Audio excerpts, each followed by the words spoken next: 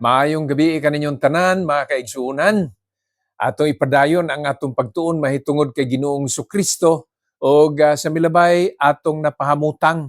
Nasabtan na gyud nato nga ang atong Ginoong Hesus na tao pinaagi sa usa ka ulay nga babae. Jesus was born of a virgin. Karon ang ato na pong pagkatun-an ang iyang pagkatao ug pagkawalay sala. Jesus was a sinless human. Mao na po na ang atong tun-an. Magabasa ako din sa book of Matthew chapter 4. Magsugod ko sa verse 2. And when he had fasted 40 days and 40 nights, he was afterward an hungered. Verse 11. Then the devil leaveth him, and behold, angels came and ministered unto him. Ang Dios magapanalangin sa iyang mga pulong nga atong gibasa. Mga kaigsunan, dinhi nato pamatud-an nga matuod siyang nahimo nga tao apan si Hesus. Bisan pa og siya gisulayan kasarangan nga may tabo sa tao. Siya gigutom pareha na sa imo og sa ako. Siya ginakapoy. Matimanan ninyo kanang panahon nga gikan siya sa ministry, siya natulog. Unya naikausa nga mismo didto sa bangka samtang didto sila sa linaw sa Galilee. Ila siyang gipukaw kay natulog. Sa sa tao. Dinhi sa atong nabasa karon, nag-agi pod siya og puasa. Fasting. He fasted 40 days and 40 nights. Unya sa verse 11 nga atong gibasa, siya giministeryuhan sa mga anghel. Morning natabo. Sa chapter 4, human siya nagpuasa. Imagine 40 days. Siya naa sa kaluya. Siya naa sa panglawas nga kaluya. Salamat sa Dios Amahan nga dili siya luya spiritual. Tungod kay sa iyang pagkatao, nagpabilin ang iyang pagka Dios. Pero dinhi usa ta sa matuod nga tao. Okay. Siya gitintal sa maninintal 3 ka beses. Tungod kay siya ginagutom, ang una nga tentasyon mao nga kadtong mga bato. Iyang suguon nga mahimong sultian, nga mahimong tinapay. Ang tao god nga ginagutom. Bisan unsa nga pagkaon na siya, lami na gyud na kay ginagutom.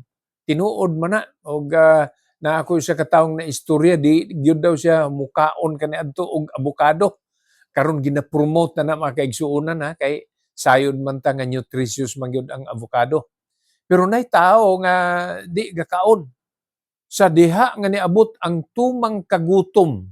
Itong batanon pa daw ang ako nga tiyo, ingon siya, di maging siya mukaon. Pero pag abot sa giyera, itong World War II, nga wa na gid sila makaon, dito gid siya naka-appreciate nga makaon ni, lamian kini, bisan tinuod way abukadong tamis, bisan tinuod way abukado nga mayunta aslom-aslom, wala man gina. Pero nakakat-on siya nga mukaon og lamian siya.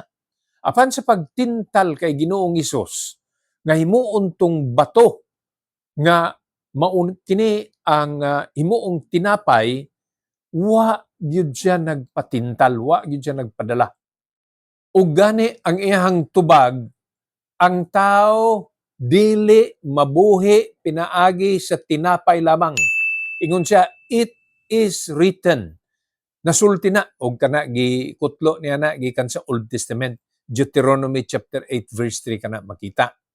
Unya gitintal na sab siya nga ambak gikan dinhi. Idala man siya sa taas nga lugar niya, ambak niya na may mga anghel nga ingon ang yawa, ang maninintal nga mutabang niya para nga dili gyud ka hagbong o nga didto ka maigo sa yuta sa ubos. Pwede man na. Apan tentasyon man kana, ugwa niya kana pagtumana. It's a temptation. It is possible that Jesus, the Son of God, can turn the stones into bread. It is possible that when He jumps from a high building, God can send 10,000 angels para musalo sa iya. Apan wa gayud kana niya pagahimua. Ang tubag niya gikan gihapon sa balaang kasulatan. Ingon siya, ayaw pagtintala ang imong Dios. Makita na, it is written may ingon, makita po na iyang tubag sa Deuteronomy chapter 6 verse 16. Unya sa ikatulo nga higayon, sa diyang gitintal siya, ingon ang maninintal, ihatag nako nimo kining imong malantawan, kini makita ang tanang mga kagamhanan, ang tanang mga gingharian, all the glories of this world, tanan gisaad na lang. Basta imo lang kong yukbuan ug imo kong simbahon. Muni ang ingon ni Satanas. Apan si Jesus mitubag gihapon sa usa ka Biblihanong pamaagi. It is written, thou shalt worship the Lord thy God. Wa man gyud tay laing simbahon, wa man gyud tay angay nga himayaon. Ang Dios ra man gyud ug tungod nga ang Dios nga anak, Dios man sab, angayan siya sa pagsimba. Wa gyud siya nagpatintal. He became a true human by virtue of the virgin birth. But He was sinless in all these things. Basahon nako ang 2 Corinthians chapter 5 verse 21. For He hath made Him to be sin for us, who knew no sin, that we might be made the righteousness of God in Him. Mao na mga kaigsunan, ang sultis bala ang kasulatan. Nga si Jesus, walay sala. Gihimo siyang sala. Siya mo'y nagpasaan sa atong mga kasalanan. Kay siya man ang atong manunubos. Inga na ang kamaturan. Tao siya, apan wa siya nahulog sa sala. Gihimo lang siyang sala para siya mubayad sa atong kasalanan. Niya pailain mga kaigsunan. 1 John chapter 3 verse 5. And ye know that He was manifested to take away our sins, and in Him is no sin. Maunay mga kaigsunan ang pagpamatuod may tungod kay Hesukristo. Nga wa gayud siya'y sala. Ang mga Parisiyo, ang mga Sadusiyo, the Sadducees and the Pharisees, nangita og iyang sayop. Kay ingon siya sagabal ni. Ingon sila, mao na yung muguba sa atong pamalaod. Di man tuyo ni Ginoong Sukristo nga gubaon ang pamalaod. Apan iyang tumanon ang kasuguan sa Dios. Nandi man gyud sila mutuo nga wala gyud siya sala. Mao nang gipangitaan nila siya og sala. They wished to condemn Him, and so they took some false witnesses nga musulti nga mao ni ang gihimo. Apil na tong nag-ayo siya sa adlaw sa igpapahulay. Apan ingon si Ginoong Hesus, ako mao ang Ginoo sa igpapahulay. I am the Lord of Sabbath. Kung mabasa ninyo nga sa Bawoth ang nasa New Testament, kana tungod kay gipaila lang sa ato nga sa Griego, adunay mga kalainan ang spelling sa paghubad nila dito pagkasulat kaysa sa naa sa Old Testament. Pero mao na ang ipasabot, siya mao'y Ginoo sa adlaw sa igpapahulay. Og usa pa ka butang, dili sayop nga maghimog maayo bisan sa adlaw og igpapahulay. Mao na nga iyang giayo tong mga nagmasakit, niingon gani siya nga take up thy bed. Nya lakaw ka. Nakita sa mga Parisiyo, naglakaw naman ni nga di man ni siya makalakaw unta. Bakul man ni. O pagpangutana nila, siya wa man ko makaila tong tawhan basta iya kong giayo. Unya sa dihang nasayran lang nga may panahon sab nag-ayo siya sa adlaw igpapahulay, mauto ang gisugdan sa ilahang sumbong kun charge batok niya. Apan iyan ning gidipinsahan, iyang gipaila og isip tao. Dios nga nagpakatao, iyang gipamatud-an apil na si Apostle John nga nag-ingon, wala gyud siya sala. 1 Peter chapter 2 verse 22. Who did no sin, neither was guile found in his mouth. Ganiha kay Apostol Juan, nag-ingon wa gyud siya sala. Karon kay Apostol Pedro, ingon siya walay sala ug walay limbong diha niya. Bisan sa iyahang baba, ang iyang pulong ba ang ipasabot. Way limbong, no guile. Mao na ang kamatuoran mga kaigsunan.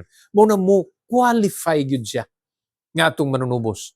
Mga kahigalaan, wa nay laing manunubos sa kalibutan. Dili ang imong church o ang imong pundok. Dili ang imong tinuuhan. Si Ginoong Jesucristo ra gyud ang manunubos. Sa balaang kasulatan, dunay ginatawag nga kinsman redeemer. Kinsman redeemer. Ang kahulugan niini nga ang usa ka tawo paryente sa usa ka tawong nagbaligya sa iyang kabtangan nga tungod sa kakabos di na niya malukat pagbalik. Naman ay balaod nga bisan imong ibaligya murag prindera ang gawas, pwede nimong bawion. Gani na ako nadunggan nga bisan sa atong panahon karon, 1 year is the redemption period. Pwede nang mabawi gyapon in a period of 1 year. Sa ila, pwede nang paliton og balik og naanay kwarta ang tag-iya. Karon, why kwarta ang tag-iya? Kinsa ang pinakaduol nga paryente, relative na, lalaki, mo na'y mo qualify nga ginatawag kinsman redeemer. Paryente, relative, nga mooy mutubos sa spiritual nato nga sitwasyon na nahagbong ta, nahulog ta, di ta makatubos sa atong kaugalingon. Why dunay arang nga mutubos sa atong kalag? Tungod kay kita nakasala, angay tang ilansang dito sa cross. Unya ni ay usa ka tawo, gikahimugso pinaagi sa usa ka ulay nga babae, nahimo siyang matuod nga tawo, hibalo siya sa atong sitwasyon, siya mo qualify nga mo'y mutubos sa ato. Si Jesus Christ mao ang atong kinsman redeemer. Siya mao ang atong manunubos, matuod nga manunubos. Hebrews chapter 4 verse 15. For we have not an high priest which cannot be touched with the feeling of our infirmities, but was in all points tempted like as we are, yet without sin. Mga kaigsunan, tanaw nato ning bahin sa balaang kasulatan. Ang trabaho sa saserdote kon ang pari, mao ang mopataliwala sa Dios ug sa tao. Sa Old Testament, klaro kaayo na nga gitudlo dunay mga human priest. Naa si Aaron, naa ganitong nauna Melchizedek, mao to ang mga priest. Ang Dios nga balaan sa iyang dealing nga ni sa taong makasasala nga nahagbong, kinahanglan siya og usa ka tawo nga morepresentar. Mao na ang mga human priest. Apan ang balaang kasulatan, adunay ginatawag nato nga progressive revelation. Og nabaw-an nato dinhi sa Book of Hebrews that Jesus Christ is the high priest. Higher, greater, more excellent than Melchizedek. Og sa uban pang high priest, apil na sila ni Aaron. Siya ang angayan nga mamahimo nga tigpataliwala nato. Si Ginoong Jesucristo. wa nagyoy lain. Ug kining bag-uhay lamang nato ang gibasa nga bahin sa balaang kasulatan sa Hebrews chapter 4 verse 15. Mupaila lang nga takos angayan ug si Ginoong Jesucristo ra mao ang tigpataliwala sa Dios ug sa tao. Pagpamatuod sa mga apostoles, iya usab nga pagpamatuod usab kinis balaang kasulatan, ayaw na saguli og pagduha-duha igsuon. Saligi si Ginoong Jesucristo. Siya tao, nahimong tao, apan walay sala. Takos, maura gyud ang angayan nga tigpataliwala sa Dios ug tao. Maura pod ang bugtong natong manunubos. Last nga verse, Acts chapter 4 verse 12. Neither is there salvation in any other, for there is none other name under heaven given among men whereby we must be saved. Wa nay lain nga ngalan nga makaluwas ang pangalang Jesus. Ingon pa sa Matthew chapter 1, thou shalt call his name Jesus, for he shall save his people from their sin. Mga kaigsuunan, ipatigbabaw nato ning kamatuoran. Itudlo nato nga ang tao makabaton sa kaluwasan. Pinaagi sa Dios nga nagpakatao. Mao kana si Ginoong Hesus. Ang Dios magapanalangin kanaton tanan. To God be the glory and shalom.